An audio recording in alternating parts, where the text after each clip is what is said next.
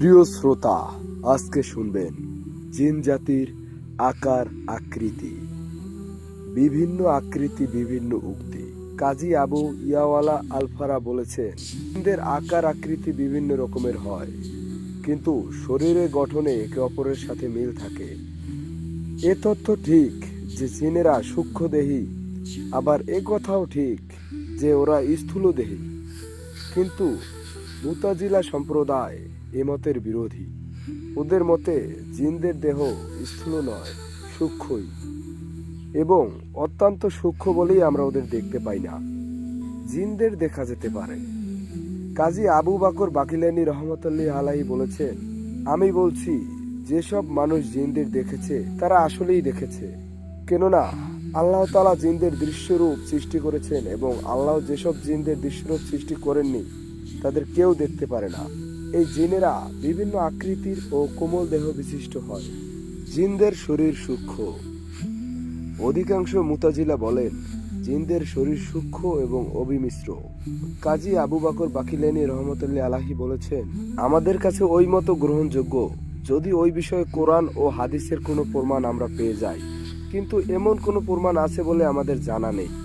আল্লামা Jalaluddin Suyuti রহমতুল্লাহ আলাইহি বলেছেন, ইমাম মুসলিম রহমতুল্লাহ আলাইহি হযরত আয়েশা রাদিয়াল্লাহুর বাচনকে উল্লেখ করেছেন যে রাসূলুল্লাহ সাল্লাল্লাহু আলাইহি ওয়াসাল্লাম বলেছেন, ফেরেশতাদের সৃষ্টি করা হয়েছে অনুপম জ্যোতি দিয়ে, যাকে নূর বলা হয়।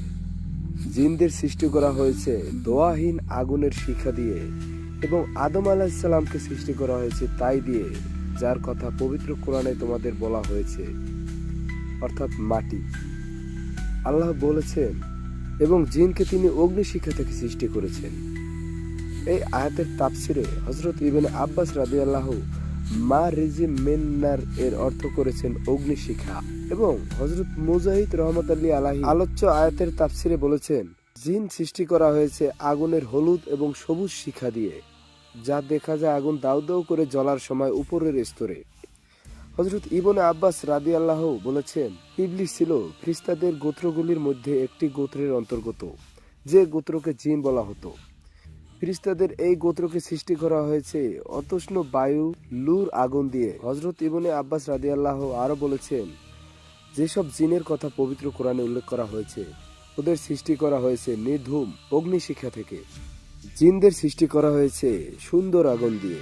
পবিত্র কোরআনে আল্লাহ বলেছেন, আমি আদমের আগে জিনকে সৃষ্টি করেছি লুর আগুন দিয়ে। এই আয়াতের তাফসিরে হযরত ইবনে আব্বাস রাদিয়াল্লাহু বলেছেন, জিনদের সৃষ্টি করা হয়েছে খুবই সুন্দর আগুন দিয়ে। জিন সৃষ্টি নরকাগ্নির 70 ভাগের এক অংশ দিয়ে।